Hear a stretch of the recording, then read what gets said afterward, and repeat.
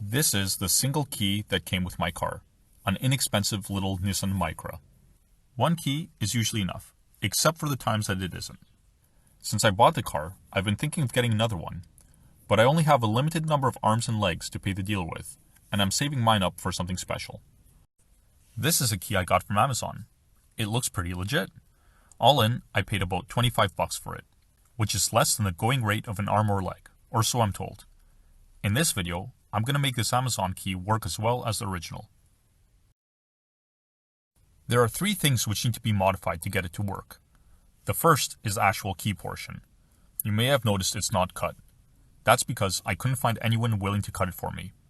I would have if I did, I promise. But the local hardware stores only want to cut the expensive keys they sell, and I don't have a friendly locksmith nearby. The other two things are inside the key's plastic body. One is the little circuit board which locks and unlocks the car through the buttons. And the last thing is this little RFID chip which is needed to start the engine. I want to start with the physical key part, because this is the most important to me. If nothing else works, at least I'll be able to lock my good key inside the car, for safekeeping. The metal sections actually come off quite well, which is helpful for what I have planned. If you haven't guessed by now, this is happening by hand. I'm going to use the original key profile as a template and go at it with my tiny file. It's not as crazy as it sounds. The key material is soft and files away easily. The hardest part is making sure you don't file into the original.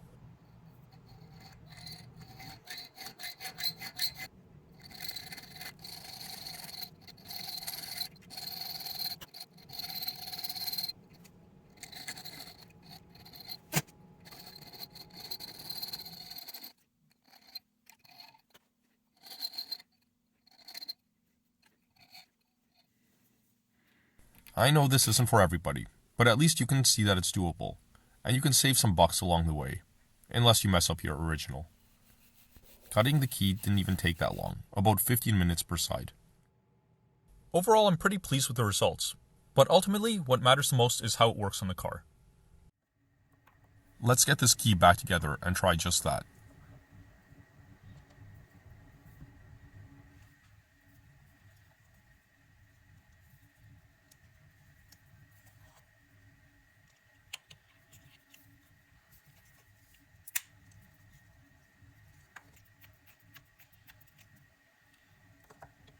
Let's see how this thing works on the door.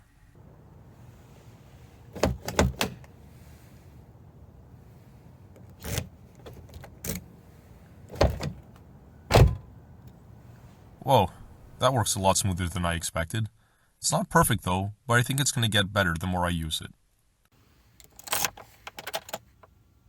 If anything, it actually feels a little smoother in the ignition.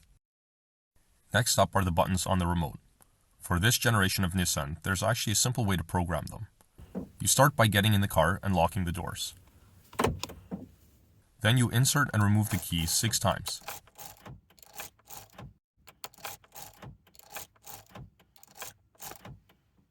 And then put it in one more time and turn the key to the accessory position. Finally, hit the lock button on the remote. You should see the hazards flash, and that means the key is now programmed. And now to test it out.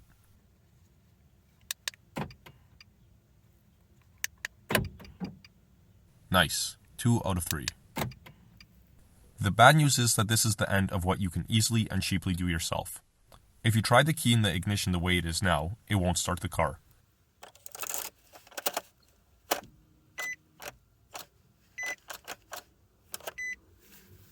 Remember that little RFID chip? That's the culprit. The car needs to see the correct signal from it to start the engine. Without specialty programming tools, this is where this DIY project ends. So if it's enough for you to have another key solely for the purpose of locking your car, say you want to keep your doors locked while preheating in the winter, then this is a good way to get there for cheap. Despite not starting the car, $25 is a good deal for what you get, and honestly would have been functional enough for me. But I wanted to see what it takes to program that RFID transponder and make the key fully functional. So I embarked on a journey.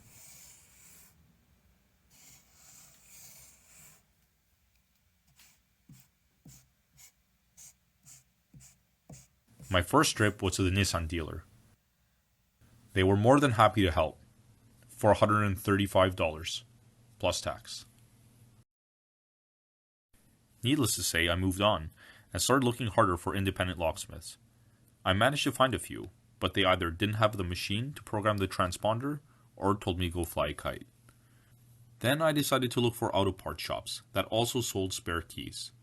This is where I got lucky. I found a place that was completely willing to program my key. No problem at all.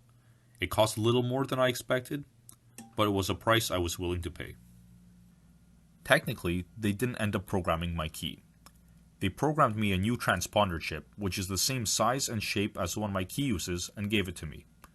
I originally thought that all those little transponders are the same, but I think it's more complicated than that, even if they're all the same size and shape.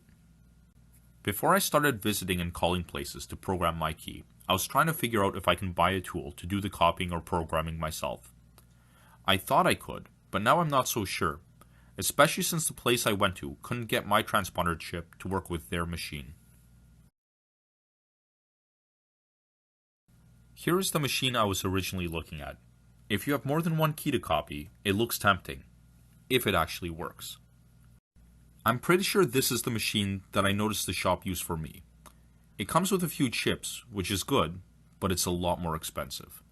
That being said, if someone was interested in copying keys as a side hustle maybe, it could make sense. So now I have two fully functional keys for my car. It was a lot more messing around than I had anticipated, but I had a good time, and I learned a few things. Here's what my key cost me in the end, and how it compares with other options. Thanks for watching.